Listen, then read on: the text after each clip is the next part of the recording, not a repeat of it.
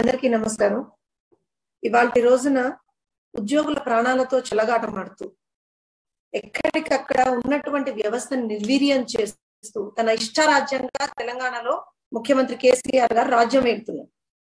ఇది ఒక అంశంతో కాదు, ప్రతి అంశం ఏ అంశాన్ని తీసుకున్నా ఇవాల్టి రోజున తన నియంతృత్వ పోకడతోటి తన ఒక రకమైనటువంటి ఆ దొరతనంతో ఆయన ముందరికెళ్తున్నాడు తప్పించి ఎక్కడా కూడా ఆ అంశానికి సంబంధించినటువంటి స్టేక్ హోల్డర్స్ ఎవరైతే ఉంటారో వాళ్ళని గురించి కానీ వాళ్ళ సలహాలు సూచనలు పరిగణలోకి తీసుకున్నటువంటి అంశాలు మనకు ఎక్కడా కనపడదు.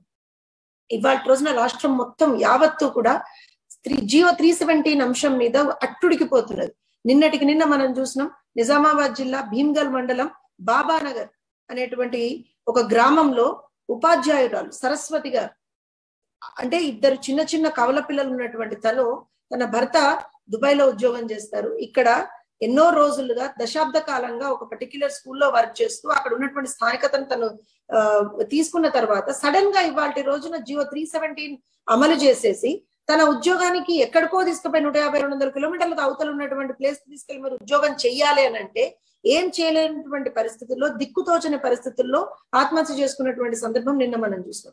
అట్లనే ఇంకొక ఉపాధ్యాయురాలు గుండాకి చనిపోయారు. మొన్న నల్గొండలో ఒక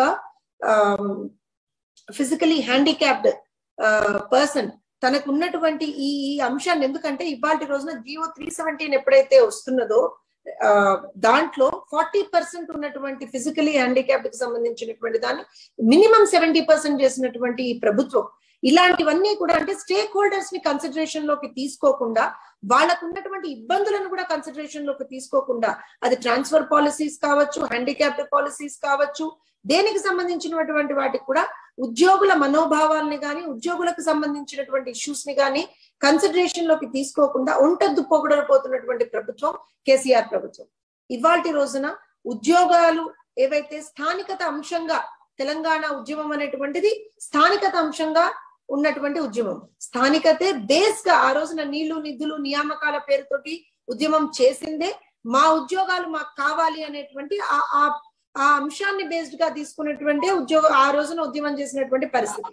అట్లాంటిది ఇవాళ రోజున ఆ అంశాన్ని పక్కన పెట్టేసి సీనియారిటీ అనేటువంటి అంశాన్ని తీసుకొచ్చి సీనియారిటీ బేసిస్ గానే మేము ప్రతిదీ చేస్తాము అని అంటే ఉన్నటువంటి ఏదైతే ఉద్యోగులకి సంబంధించినటువంటి స్థానికత అంశం అంతా కూడా మరుగున పడేసినటువంటి దాఖలాలు ఇవాళ రోజున మనం చూస్తున్నాం. ఒక జియో మీరు తీసుకొచ్చే ముందర, అది కూడా కొన్ని లక్షల మంది ఉద్యోగులకు సంబంధించినటువంటి జియో మీరు తీసుకొచ్చే ముందర కనీసం రాష్ట్రంలో ఉన్నటువంటి ఉద్యోగ సంఘాలతోటి, రాజకీయ పార్టీలతోటి, ప్రజాపక్షాలతోటి మీరు కనీసం మాట్లాడరా అండి కేసీఆర్ గారు? ప్రతి దానికి కూడా మేము సబ్ కమిటీలు వేస్తున్నాం, క్యాబినెట్ సబ్ కమిటీలు వేస్తున్నాం అనేటువంటి మీరు ఇవాళ రోజున ఈ అంశానికి సంబంధించి క్యాబినెట్ సబ్ కమిటీ అనేటువంటిది ఎందుకు వేయలేదు? ఇది మేము ఇవాళ రోజున అడుగుతా ఉన్నాం. ఎందుకు అని అంటే క్యాబినెట్ సబ్ కమిటీ వేస్తే కనీసం దానికి సంబంధించి ఒక సలహాలు సూచనలు కొన్ని అంటే ఒక బ్రెయిన్ స్టార్మింగ్ సెషన్ అన్నా జరిగేది కదా. ఏమీ లేకుండా గుడ్డది చేలో పడ్డట్టు నా ఇష్టారాజ్యంగా నేను వెళ్ళిపోతా అంటే నువ్వా ఇవాళ రోజున ఉద్యోగుల గురించి, ముఖ్యంగా ఉపాధ్యాయుల గురించి మాట్లాడేవాడివి? కొంచెమన్నా సిగ్గుండక్కర్లే? 2017 నుంచి ఇవాళ వరకు ఒక్క టెట్ నోటిఫికేషన్ లేదు నీ హయాంలో. ఒక్కసారి డిఎస్సి వేసినటువంటి దాఖలాలు లేవు నీ హయాంలో. తెలుగుదేశం పార్టీ హయాంలో ఉన్నప్పుడు ప్రతి సంవత్సరం కూడా డిఎస్సి నోటిఫికేషన్లు ఇచ్చినాం. ఎన్ని ఉద్యోగాలు అంటే అన్ని ఉద్యోగాలు భర్తీ చేసినాం. ఎక్కడికక్కడ ఎవరైతే వాళ్ళ క్వాలిఫికేషన్ కి అనుగుణంగా వాళ్ళకు ఉద్యోగాలు ఇచ్చినటువంటి ఘనత తెలుగుదేశం పార్టీ. నేను నా పార్టీ అని చెప్పడం కాదు, ఇవాళ రోజున ప్రజాపక్షంగా ఉండాల్సినటువంటి అధికార పక్షం కంటిన్యూస్ గా ప్రజా వ్యతిరేక విధానాలను అవలంబిస్తూ ప్రజలకి ఎగెన్స్ట్ గా మేము పనిచేస్తున్నాం అని ఏదైతే మీరు రోజు రోజుకి చూపించుకుంటున్నారో, ప్రూవ్ చేస్తా ఉన్నారో, దీనివల్ల రాష్ట్రంలో ప్రాణాలు పోతా ఉన్నాయి. తెలంగాణ రాష్ట్రం సిద్ధించుకోక ముందర బలవన్మరణాలను చూసినాం, తెలంగాణ రాష్ట్రం సిద్ధించుకున్న తర్వాత కూడా బలవన్మరణాలను చూసినాం. ఎంత తలతిక్క వ్యవహారం అంటే కేసీఆర్ ని ఇవాళ రోజున అందరూ పాస్ అయినరు, అందరినీ పాస్ చేస్తున్నాం అని చెప్పి నీవే చెప్తావు. ప్రమోట్ చేస్తున్నాం, నెక్స్ట్ ఇయర్ కి ప్రమోట్ చేస్తున్నాం అని చెప్పి ఇంటర్మీడియట్ విద్యార్థులకు సంబంధించి నీవే చెప్తావు. చెప్పిన తర్వాత మళ్ళీ కొత్తగా గుడెది చేయబడి నేను ఒక కొత్త కాన్సెప్ట్ తీసుకొస్తా అని చెప్పి ప్రమోట్ అయిన విద్యార్థులకు నువ్వు ఇవాళ రోజున ఎగ్జామ్స్ పెడతా అంటావు. ఎగ్జామ్స్ పెట్టి అందులో హైయెస్ట్ ఫెయిల్యూర్ చూపిస్తావు. ఎందుకు అని అంటే ఎక్కడా కూడా క్లాసెస్ కరెక్ట్ గా జరగలేదు, ఇది నీకు తెలిసినటువంటి వాస్తవమే. ఎక్కడా కూడా కరెక్షన్ కూడా సరిగ్గా జరగలేదు, ఇది నీకు తెలిసినటువంటి వాస్తవమే. ఇంత జరిగినా కూడా అంటే అంత నిర్లక్ష్యపూరితమైనటువంటి ఒక వైఖరితోటి విద్యార్థుల జీవితాలతో ఆడుకున్నాం. ఇవాళ రోజున రాష్ట్రంలో మన ఇంటర్మీడియట్ కి సంబంధించినటువంటి రిజల్ట్ వచ్చిన తర్వాత ఎంతమంది విద్యార్థులు బలవన్మరణాలకు పాల్పడ్డారు. మళ్ళీ మేము ప్రతిపక్షాలుగా మేము ముందరకు వచ్చి గగ్గోలు పెడితే లేదు అందరినీ పాస్ చేస్తున్నామని చెప్తావా? అసలు ఇంత తలతిక్క వ్యవహారంతో నువ్వు ఎట్లా ఇవాళ రోజున రాష్ట్రంలో నేను అధికారం చెలాయిస్తా అనుకుంటున్నావో నీకే తెలియాలి. అరే ఏ అంశాన్ని తీసుకున్నా సరే నీదే ఒక మాట, నువ్వు చెప్పిందే శాసనం తీరిన రాష్ట్రంలో నడవాలి. కానీ ఎక్కడ కూడా ఆ సంబంధించినటువంటి స్టేక్ హోల్డర్స్ కి సంబంధించినటువంటి ఇష్యూస్ నువ్వు ఎందుకు పరిగణలోకి తీసుకుంటలేవు? ఇవాటి రోజున మేము తెలంగాణ తెలుగుదేశం పార్టీ పక్షాన ఇది వరకు కూడా చాలా సందర్భాల్లో చెప్పినాం, నీవేదైతే చేస్తున్నావో ఇది ప్రజా వ్యతిరేక విధానాలు, ప్రజలు నువ్వు ఇవాళ రోజున మోసం చేస్తున్నావు.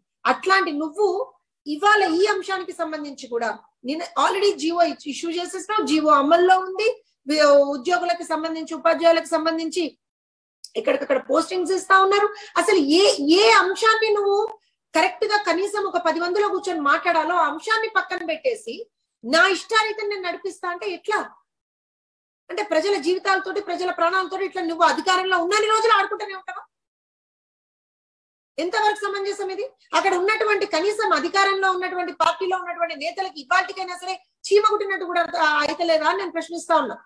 అరే సబితా ఇంద్రారెడ్డి గారు, మీకు కనీసం ఇవాళ రోజున మహిళా ఉపాధ్యాయురాలండి సరస్వతి గారు, మళ్ళా వరంగల్లో అనంకొండలో నిన్న మనం చూసినాం గుండాకి చనిపోయిన ఇంకొక ఉపాధ్యాయురాలు.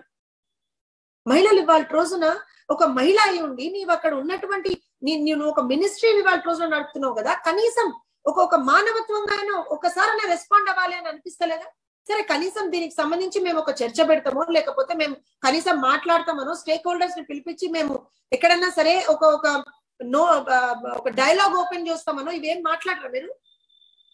ఇవేమి ఎవరి ప్రాణాలు పోతే పోని, ఎవరి సావు వాడు సస్తే సావని నాకు సంబంధం లేదు అంతే కదా, నీ ధోరణి అంతే కదా. ఇవాళ రోజున ఇంత దుర్మార్గంగా నువ్వు రాష్ట్రంలో రాజ్యం వెళ్తావా? ఎవడు నిన్ను ప్రశ్నించేవాడు లేడానా?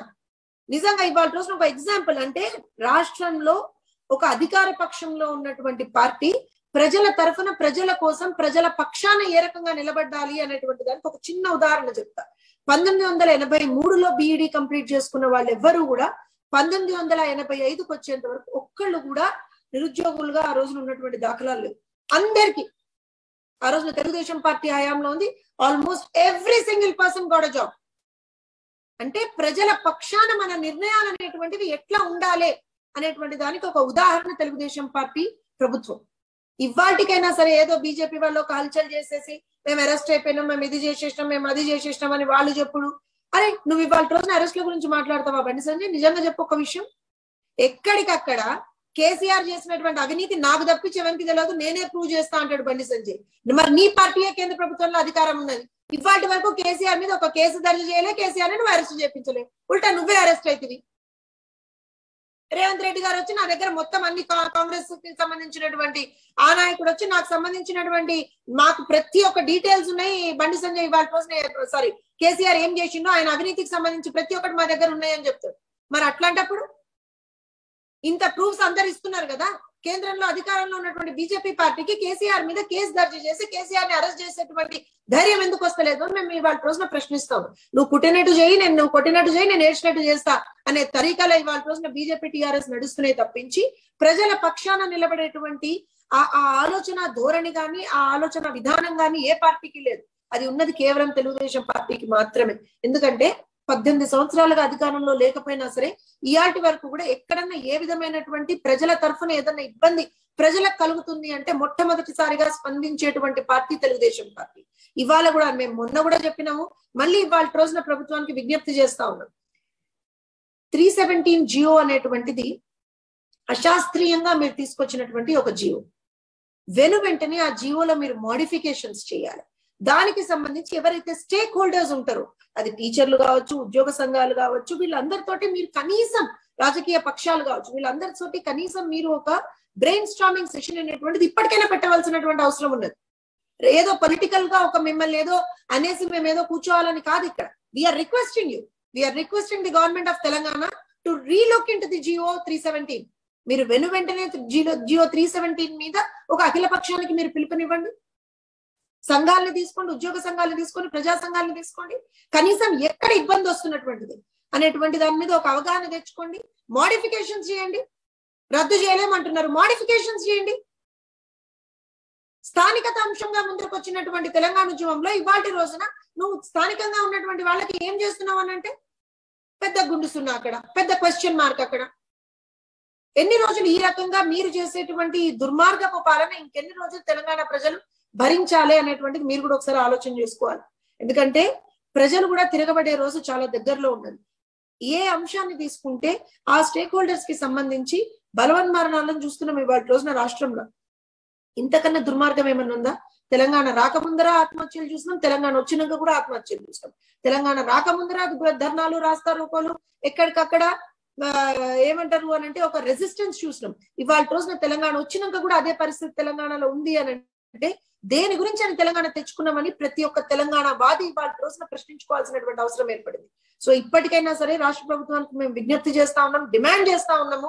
వెంటనే 317 జియోకి సంబంధించి మీరు దానికి సంబంధించి ఒక డైలాగ్ ఓపెన్ చేయండి, అందరినీ కూర్చోబెట్టి మాట్లాడండి, స్టేక్ హోల్డర్స్ తో మాట్లాడండి.